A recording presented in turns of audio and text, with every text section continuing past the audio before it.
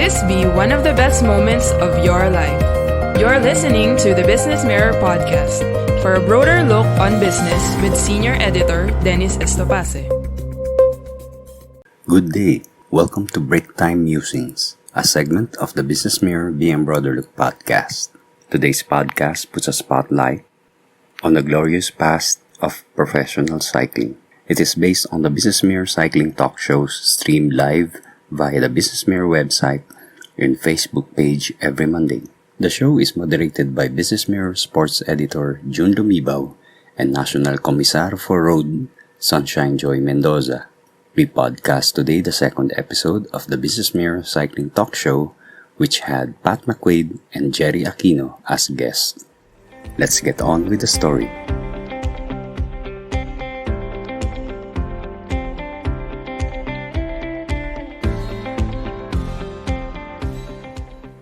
Born in 1949 in Dublin, Ireland, Pat McQuaid is an Irish road racing cyclist who headed the Union Cycliste Internationale, or UCI, for 2 4-year terms as president from 2005 to 2013.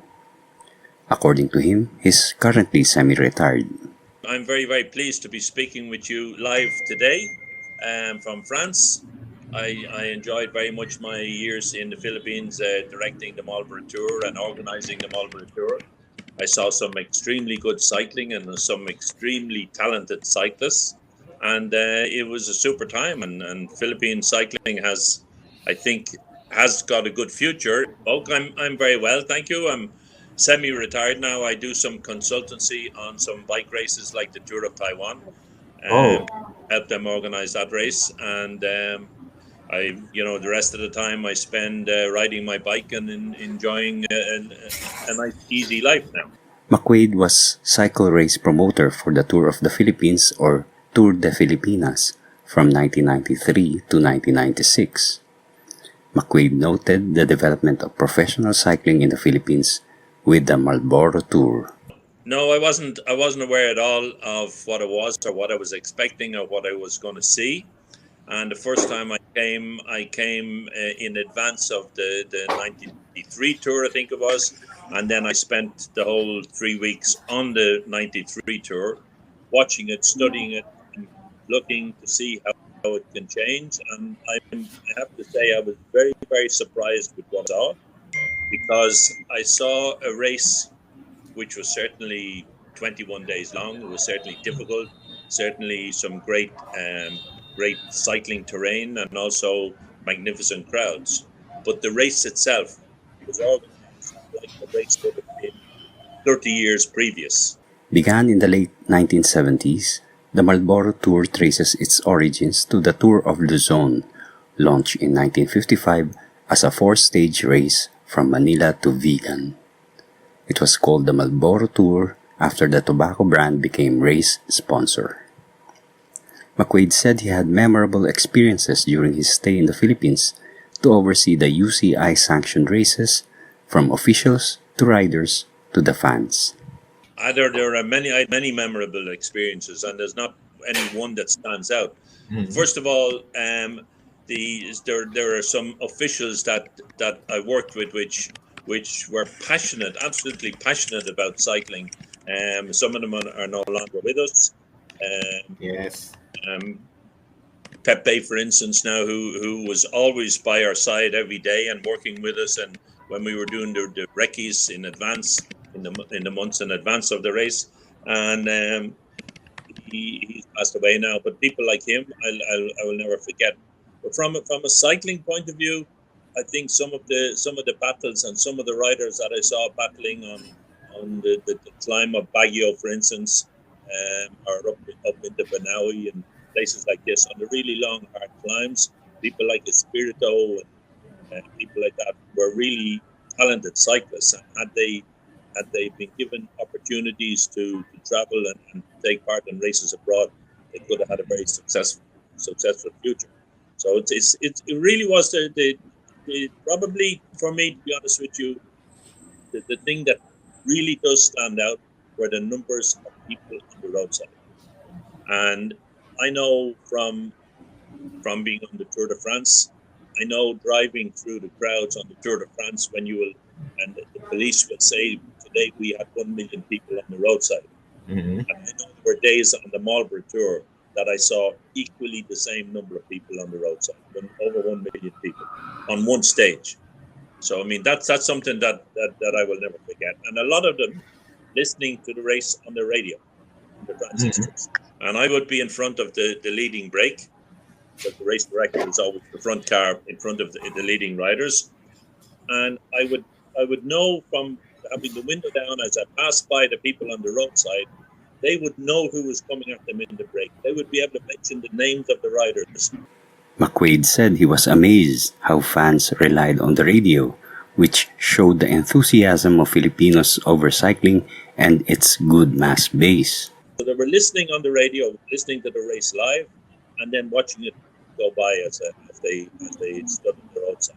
Things like this were absolutely very impressive. Under the Marlboro Tour, the route of the race was expanded to include cities other than those in northern Luzon.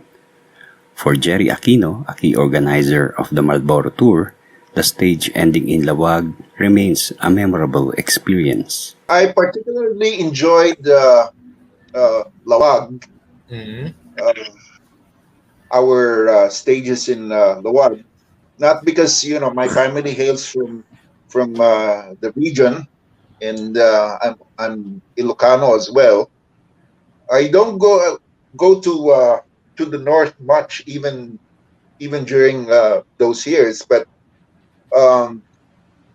for some reason, Lawag had that kind of old world mystique about it, and laid back. I really enjoyed having stages end in Lawag. But of course, some of our hairiest experiences during the tour, the 2 years, happened just north of that.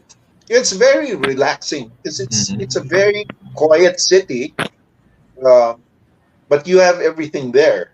Mm-hmm. And well, as far as you guys in the sports media were concerned, you also liked it because Lawag had a golf course at that time. Mm-hmm. Yeah. I used to take you guys out on the course during the rest day. While Vegan was one of the memorable stages for McQuaid, he also noted the finishing stage at Banawe. I remember Vegan, yeah, because I remember it was an historic town, and there were a lot of, when we wandered around the town after the stage, there were a lot of antique shops and things like this. It was a very different sort of a town than the rest of the Philippine towns.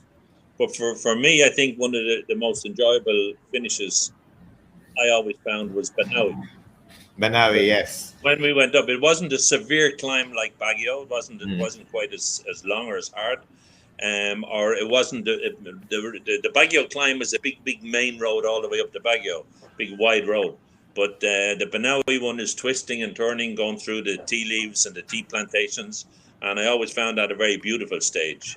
And the whole countryside around Banawe is beautiful as well. McQuaid said while the Marlboro Tour remained on a consistent path in evolving professional cycling in the Philippines, there was a point that the life cycle of the competition seemed to have reached a plateau. The rules of the Marlboro Tour had not changed in all of that 30 years because they had been outside of the UCI and they'd been rated every year along the same lines as they organized it before. But in actual fact, in cycling, it's a live sport. The rules change, they constantly evolve and constantly change. And there were things, for instance, in the Marlboro Tour, like every team car had a Commissaire in the team car, and the Commissaire wasn't allowed to speak to the riders. I mean, that wouldn't be acceptable nowadays. Hence, McQuaid emphasized that professional cycling in the Philippines needs to continue its evolution. So the first thing we had to do as outside consultants was to change the rules, bring it more in line with world cycling today. McQuaid noted Africa as an example of how professional cycling has evolved. So it's really a long process to get someone on a high-level elite type of rider. It is a long process, but it's possible, and it can be done in a couple of years. Because you look, for instance, at Africa at the moment.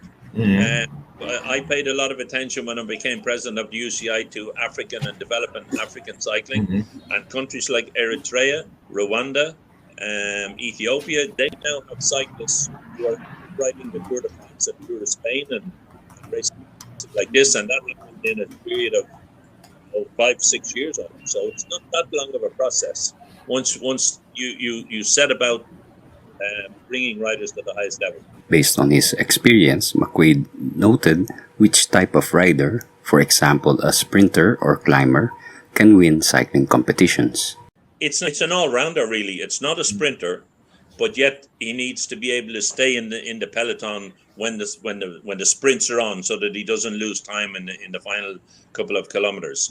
But he needs to be a very good climber and a very good time trialist. Those are the two most important things: climbing and time trialing. Because a lot of riders can get good results on the hills, on the mountains, but then when they come to a time trial, they lose 2 or 3 minutes. And we saw even this year's Tour de France, a rider who normally would be very good in the time trial, Roglic, was beating the younger rider who rode a better time trial, basically. And so I think those are the two elements: the climbing and the after that. Being a sprinter doesn't win the Tour de France. You may win stages, all right, but you'll never win the Tour de France because you'll never gain enough time on the others. McQuaid said that while there's no strict food regimen that a professional cyclist must follow, the most important is to maintain a balanced diet. No, I don't think any particular diet makes any difference. You know, once you have a balanced diet, and people eat. I mean, the Philippines is pretty good, I think, but you spread your meal over the three meals. In Europe, people have a very small breakfast, they have a very small lunch, and they have a big dinner. Or else they have a small breakfast, they have a big lunch, and a small dinner. But in the Philippines, it's much the same. Breakfast, lunch, and dinner is much the same. So it's balanced. And once you're getting the nutrients from the food, you eat a lot of fish in the Philippines, which is very good. But once you're getting the nutrients in the food from what you need, then the Philippine diet is no way inferior to any other diet. Nonetheless, acclimatizing oneself to a certain altitude is also good for a professional cyclist, according to McQuaid. Well, I mean, anything over 3,000 meters, which is about 6,000 feet, is a good level to be living at. And people who live at that level have developed already, a very strong lungs and strong physical attributes. So I mean, it's that, and you don't have to live there all the time. But even for training camps, a lot of the European professionals they go to the Canary Islands here in Europe for a training camp because it's at a high level. It's at 2,000 meters, and they train at 2,000 meters, and then they come down to sea level to race, and they get the benefit of it. You know, so. For the Colombians, they're a bit special because they have lived all their life at that level. And they come down to Europe and they race in Europe, and they're getting the benefit of coming from altitude. It's the same with athletics, for instance. If you look at athletics, the top athletes in the world, the Kenyans and people like that, they're athletes who live all the time at a high level, and then they come and race at the lower level and win. So I think anything above 2,000 meters or 3,000, 4,000 feet. McQuaid mused that Filipino cyclists should be given more opportunities to compete in international races. He also noted that several challenges face professional cyclists in the Philippines. The organization or the federation should have been sending more teams to more races in countries abroad, in Asia and even in Europe. They should have taken over, the control of training officials, training coaches, training commissaires, and training, bringing riders to a high level. To get riders at a high level, it's not just the riders who need to be operating at a high level. It's also the officials that are around them. They need to be ambitious. They need to want to have riders racing at the top international level. So coaching is extremely important, and also the vision, the international vision to bring cyclists to the highest level. And the problem with the professional cycling organization at that time was that it had been more or less in the wilderness for 20, 25, 30 years and hadn't been evolving and hadn't got an outward vision out of the Philippines into Asia, into Europe even. And so I think it needed to form that to get these riders and bring them to races abroad. A bit like what's happening at the moment. It's Vic Rodriguez has a team that goes out to races, the 7-Eleven team that goes to races outside of Philippines and tries to ride international races. And I think you need to look at getting into the international races, getting UCI points, and first of all on the Asia Tour to be among the leaders of the Asia Tour, UCI Asia Tour. When asked on how to successfully organize professional cycling competitions like the Marlboro Tour, Gerry Aquino advised being hands-on for one. Ang masasabi ko lang, no, although I will say it in somewhat general terms, one is be hands-on. Maski na ikaw yung, let's say, your head ng organizing committee, be hands-on. Yun ang mindset mo dapat, no? But it doesn't mean na pakikialaman mo lahat dahil hindi mo magagawa yon. So, which brings us to the second point. Learn how to delegate. And when you do, you delegate it to the right persons. Halimbawa, yung pang-survey ng mga ruta, hindi ko kaya gawin yun on my own. Maybe some routes, pero executive ako ng kumpanya. I also have other responsibilities. So you have to choose the right people. But when you do get involved deeply with a passion. Alam mo talaga yung nangyayari. So number one, hands-on. And number two, learn how to delegate. And being hands-on, delegation is also part of it. You choose the right people. And then, I always stress a third point, which I learned the hard way. No? The first two tours ko, medyo mainitin ang ulo ko eh. So, especially yung mga finish lines during that time, talaga ang gugulo.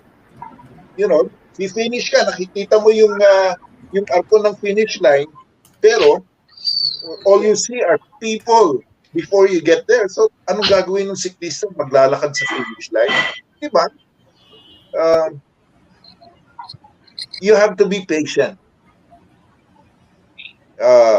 Dati, yung spearhead pa naman ako, parang gusto mo tuhugin yung finish line para mawala yung tao.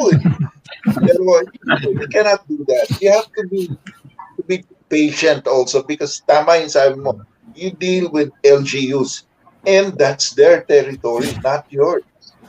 And you're going there as a visitor, humihingi ka ng pabor. So, kailangan ng pasensya. Kung minsan, more than some people are capable of. Kaya, sabi ko nga earlier, yun point number 2, pumili ka ng tamang taong makikipag-usap sa kanila. And the person that was very good at that was si Padilla. Attorney Cornelio Padilla. Si Paquito Rivas, mahusay din mag-ano. Kung di niya kaya, silang dalawa ni Tommy Cruz, no? Tom Cruise. Yung remember yung they were the guys that used to do the merchandising sa start and finish line. Yung mag-set up. Sila nag-set up ng start and finish. So, kung may problema sa start and finish, sila una magkakaproblema. Because they're doing it a day ahead. Pero kanyan, sa akin yan yung ABC. Hands-on, to the extent that you can be hands-on.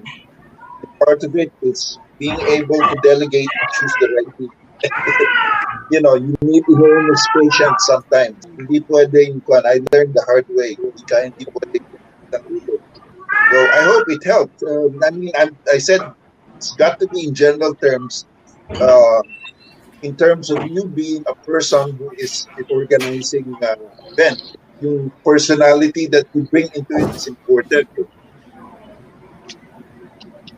Marami yan.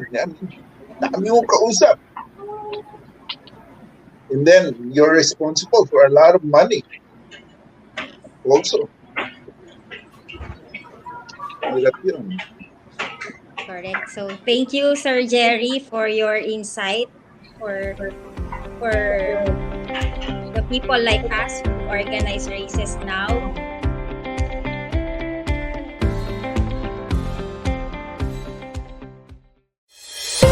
Thank you for listening to the Business Mirror podcast. For a broader look on business, follow us on Facebook and Twitter at Business Mirror. Until next time.